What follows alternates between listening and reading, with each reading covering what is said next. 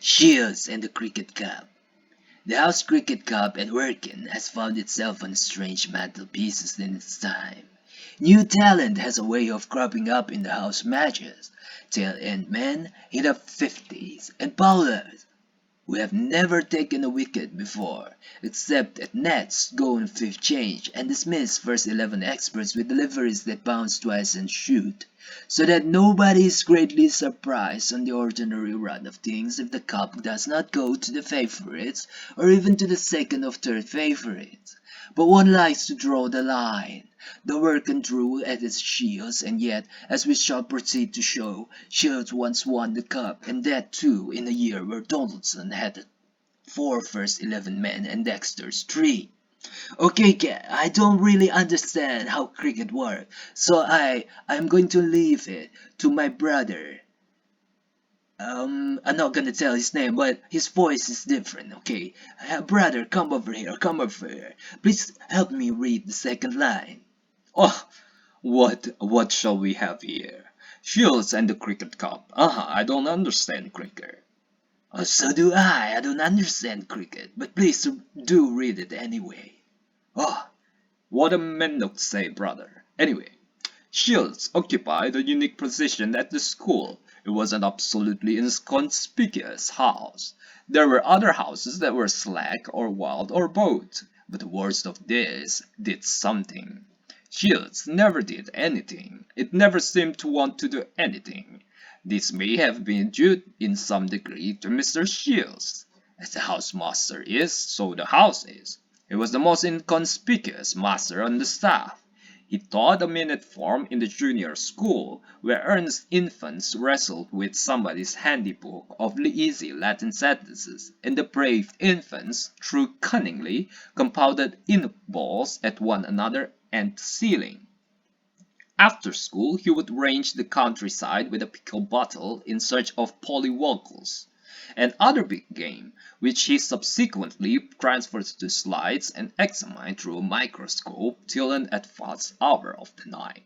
The curious part of the matter was that his house was never riotous. Perhaps he was looked on as a non-combatant, one whom it would be unfair and unsporting to rag.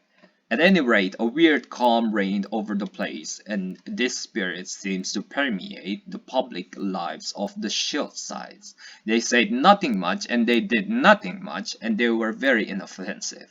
As a rule, one hardly knew they were there. Into this abode of lotus eaters came Sliffen, a day boy, owing to the departure of his parents for India. Clepain wanted to go to Donaldson's. In fact, he said so. His expressions, indeed, when he found that the whole thing had been settled, and that he was to spend his last term at school at a house which had never turned out to so much as a member of the gym, Six ordered the unfilial. It appeared that his father had met Mr. Shields at dinner in the town, a fact to which he seemed to attach to a mystic importance. Oliphant's criticism of this attitude of mind was of such a nature as to lead his father to address him as Archibald instead of Archie. However the thing was done, Clepan showed his good sense by realizing this, and turning his energetic mind to the discovery of the best way of making life at Shields endurable. Fortune favored him by sending to the house another day boy, one Mansfield. Lefan had not known him intimately before, though they were both members of the second 11, but at Shields they instantly formed an alliance, and in due season or a little later the house matches began. Humphrey of Days, the Working cricket captain, met Clifton at the nets when the drawing for opponents had been done. "Just the man I wanted to see," said Humphrey. "I suppose you are captain of Shields Slough, Clifford? Well, you are going to scratch as usual, I suppose." For the last 5 seasons that lamentable house had failed to put a team into the field. "You'd better," said Humphrey. "We haven't overmuch time as it is. That match with Paggett's team has thrown us out a lot. We ought to have started the house matches a week ago." Scratch, said Clifford. Said Clevan. Sorry, Clevan, you don't get to read the narration. I do. Don't you wish me would? My good chap, we are going to get the cup. You needn't be a funny ass, said Humphrey in his complaining voice. We really are awfully pushed. As it is, we shall have to settle the opening rounds on the first innings. That is to say, we can only give them a day each. If they don't finish, the winning of the first innings wins. You might as well scratch. I can help your troubles. By rotten mismanagement, you have got the house matches crowded up into the last 10 days of term, and you come and expect me to sell a fine side of the shields to get you out of the consequences of your reckless act. My word, Humphrey, you're sunk pity low. Nice young fellow Humphrey was at one time, but seems to have got among bad companions. Quite changed now. Avoid him as much as I can. Leave me, Humphrey, out with me alone. But you can't raise a team. Raise a team. Do you happen to know that half the house is biting itself in agony because we can't find room for all? Shields gives Stump Cricket sores in his study after prep. One every time you hit the ball, two into the ball of goldfish, and out if you smash the microscope. Well, said Humphrey viciously, if you want to go through the farce of playing one round and making idiots of yourself, you'll have to wait a bit. You've got a bye in the first round. Brother, I need your help on this a little bit. Okay, what of it? Alright, I'll feel for you now. Go away, go away. Oh, Lefan told the news to Mansfield after tea. I've been and left the house in a rollicking time, He said, abstracting a copy of Latin verses which his friend was doing and sitting on them to ensure undivided attention to his words. wanting to score off old Humphrey. I few pleasures. I told him that Shields was not going to scratch. So we are booked to play in the second round of the Housers. We drew a bye for the first. It would be an awful wreck if we could do something. We must raise a team of some sort. Humphrey would score if we didn't. Who's there, you think, that can play? Mansfield considered the question thoughtfully. They'll play, I suppose, he said slowly. If you can't call it playing, what I mean to say is, cricket's compulsory here, so I suppose they all had an innings or two at one time or another in the 8th game or so. But if you want record breakers, I shouldn't trust the Shields too much. Not a bit. So long as we put a full team into the field, that is all I care about. I've often wondered what it's like to go in first and bowl unchanged the whole time. You'll do that all right, said Mansfield. I should think Shields' bowling ran to slow grabs. To judge from the look of him, you'd better go and see Wilkins about the racing team. As head of the house, he probably considers himself captain of cricket. Wilkins, however, took a far more modest view of his position. The notion of leading a happy band of cricketers from Shields into the field had, it seemed, small attractions for him. But he went so far as to get a house list and help choose a really representative team. And as details about historic teams are always welcome, we may say that averages range from 3005 to 814. This last was Wilkins' own and was, as he would have been the first to admit, substantially helped by a contribution of 19 in a single innings in the 5th game. So the team was selected, and Clifford turned out after school next day to give them a little fielding practice. Brother, I don't understand any of this. Go, come, please help me. but Brother, I'm just about to eat. Could you do it in another time? Probably tomorrow. Brother, that is my food you are eating. Oh well, anyway. Where were you? Here. To his surprise, the fielding was not so outrageous as might have been expected. All the simpler catches were held, and one or two of the harder as well. Given this form on the day of their appearance in public, Humphrey might be disappointed when he came to watch and smile sarcastically. A batting fiasco is not one half so ridiculous as maniac fielding. In the meantime, brother, please don't finish the food. I haven't eaten it yet. Why would you worry about food that is not yours? Ugh. But I've eat some of them. Oh my god. In the meantime, the first round of the house matches had been played off, and it would be as well to describe at this point the positions of the rival houses and their prospects. Just because you've eaten some doesn't make it yours. I'm sorry, I've misspoken. I know that, brother. Anyway, in the first place, there were only 4 teams really in the running for a cup. Days, headed by the redoubtable Humphrey Spencer, who had Jackson, that season's head and shoulder above the other batsmen. I don't understand any of this, brother. Our batsman first 11 had just wound up the school season with an average of 51.3 Donaldsons and Dexters. All the other house teams were mainly tail. Now, in the first round, the powerful quartet had been diminished by the fact that Donaldson's had thrown Dexters and had lost to them by a couple of wickets. For the second round, Shields drew Appleby's, a poor team. Space on the working field being a consideration, with 3 house matches to be played off at the same time. Lefan's men fought their first battle on a rugged ground on obscure corner.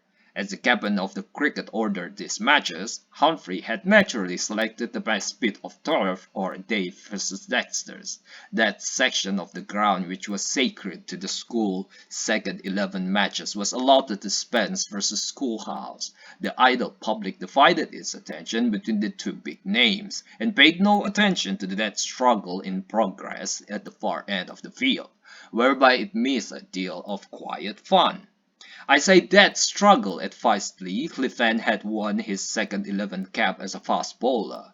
He had failed to get into the first 11 because he was considered too erratic. Put these 2 facts together and you will suspect that dark deeds were wrought on the man of Appleby in the lonely corner of Working Meadow. The pitch was not a good one. As a sample of the groundman's art, it was sketchy and amateurish. It lacked finish. Clifton won the toss, took a hasty glance at Corfgate turf, and decided to bat first. The wicket was hardly likely to improve with use. He and Manfield opened the batting. He stood 3 feet out of his ground and smote. The first 4 balls he took full pitch. The last 2, owing to a passion for variety on the part of the bowler, were long hops. At the end of the over, Shields' score was 24. Mansfield pursued the same tactics. When the first wicket fell, 70 was on board. A spirit of martial enthusiasm pervaded the ranks of the house team. Mild youths wear spectacles, leaped out of the ground like tigers, and sneaked forth through the slips. When the innings concluded, blood had been spilled. Oh, I like this one, brother. Blood had been spilled. Yes, I like it too. I bet you like it more. Yes, I do like it more. From an injured finger, but the total was 102. Then Fifine walked across the school's shop for a vanilla ice.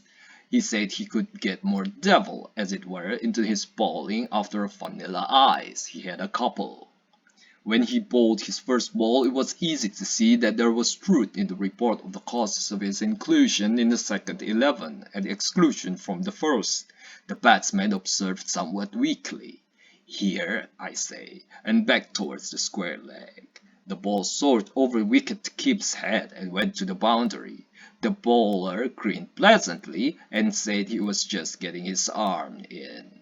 So I guess, brother, he is performing pretty well. Yes, and I'm just about to finish the food. Brother, please leave some for me.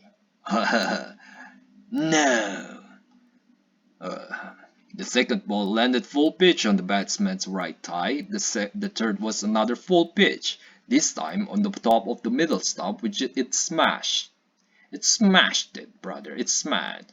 Why would keep you on pestering me? Just read the damn thing. With profound satisfaction, the batman hobbled to the trees and sat down. Let somebody else have a shot, he said kindly. Brother, I could not continue on. Please, please. Oh, let us just call our sister somebody. Somebody, come over here. Oh, oh, hey, everybody, how are you? Oh, I see you've been eating. You got a lot of stuff on your mouth. Oh, really now? No, I was just kidding. Uh, now I'm beginning to doubt myself.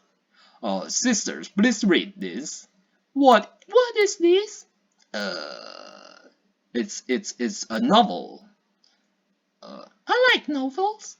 Yes, read it. Right over here.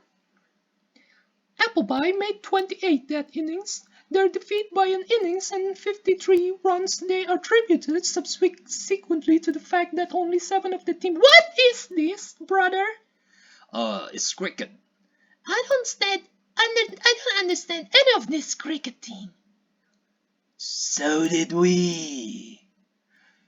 So why are you telling me to read it? So we can finish this thing. Come on. Oh, okay, but you gotta buy me some food after this. All right, I'll get some food together with you because I am still hungry now. Oh, that doesn't surprise me. Okay, so you've managed to win a match, grunted Humphrey. I should like to have been there. You might just as well have been, said Cliffan, from what they tell me. At which Humphrey became abusive, for he had retrieved an egg that afternoon and missed a catch, which things soured him, though they had polished off Dexter's handsomely. Well, he said at length, you're in the semi-final now, of all weird places. You'd better play Spence next. When can you play? Humphrey, said Clifford, I have a bright, open, boyish countenance, but I was not born yesterday. You want to get a dangerous rifle out of the way without trouble. So you said, shield. What the hell is that? Shut up, brother. Let me just finish it, okay? You don't want it to be finished or not? Yes, brother, just let her read. Okay, just don't make it too painful. So you let Shields to smash up being Spence? No, Humphrey, I do not intend to be your cat's paw. We will draw lots who is to play which. Here comes Jackson. We'll toss odd man out. And when the coins fell, there were 2 tails and 1 head, and the head belonged to the coin Cliffan. So you see, he said to Humphrey, Shields in the final. No wonder you wanted us to scratch. I should like this story to end with a vivid description of a tight finish, considering that they beat Spence's and consequently met Shields in the final. That would certainly be the most artistic ending. Humphrey batting, Clifford bowling, 1 to tie, 2 to win, 1 wicket to fall, up goes the ball, Will Ladd catch it, he humbles it, it falls, all over, but look, with supreme effort, and so on. The real conclusion was a little sensational in its way, but not nearly so exciting as that. The match between Dace and Shields opened in a conventional enough manner. Dace batted first and made 250. Henry carried his bat for 76, and there were some 30s. For Shields, Clifford and Mansfield made their usual wicket stand, and the rest brought total up to 98. At this point, Humphrey introduced a variation of custom. The match was 3 days match. In fact, owing to the speed with which the other games had been played, it could, if necessary, last 4 days. The follow-on was, therefore, a matter of the discretion of the side which led. Humphrey and his team saw no reason why they should have another pleasant spell of batting before dismissing their opponents for the second time and acquiring the cup. So in they went again and made another 250 odd, Shields being left with 412 to make the win. On the morning after Day's second innings, a fag from Days brought Levin a message from Humphrey. Humphrey was apparently in bed. He would be glad if Levin would go and see him in dinner hour. The interview lasted 15 minutes, so then Levin bursted out of the house and dashed across the shields in search of Mansfield. "I say, have you heard?" he shouted. "What's up? Why, every man in Day's dream, bar 2 kids, is in bed ill. Brother, Yes. would you take a part of some of the characters here?" Right, I can do that.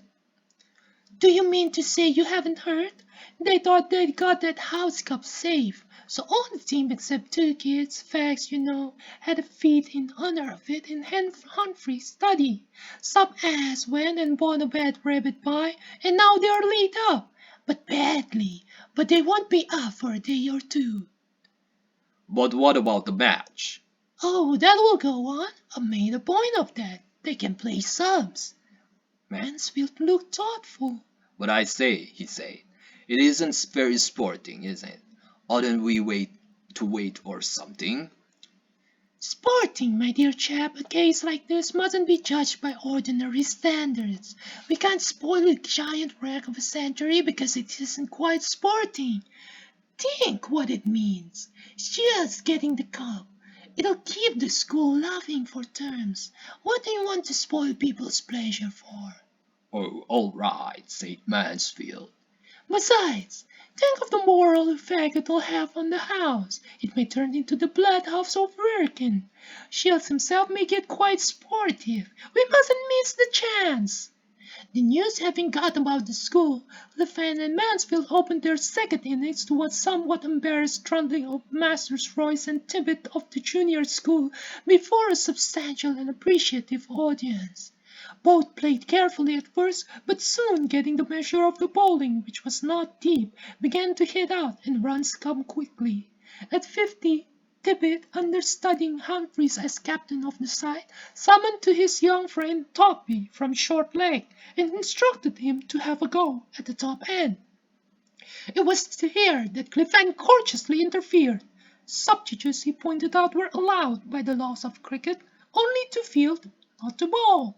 He must therefore request friend Toppy to return to his former sphere of utility, where he added politely he was a perfect demon.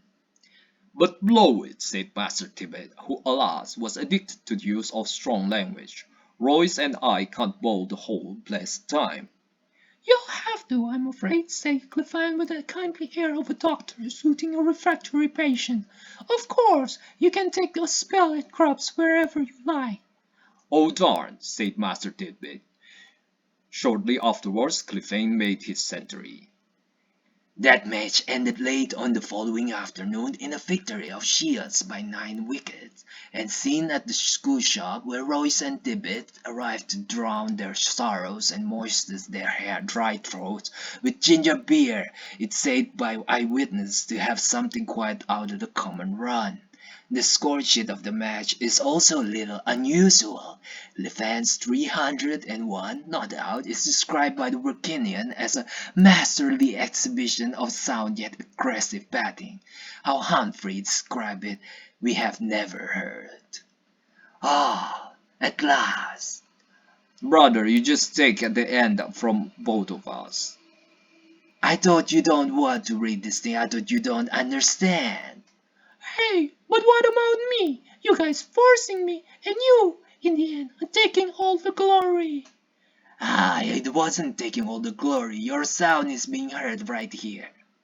Oh, probably that's fair, but if not, you're gonna suffer the consequences." The point is, cricket is something that we all don't understand. So let's not make a big deal out of it, okay? Yes, I guess that is a good reason to believe in. Oh my god, brother, you're so philosophical. Anyway, thank you very much everybody for watching this video. I'll be ending here, but if you want to watch more videos, please like and subscribe. And see you next time. Bye!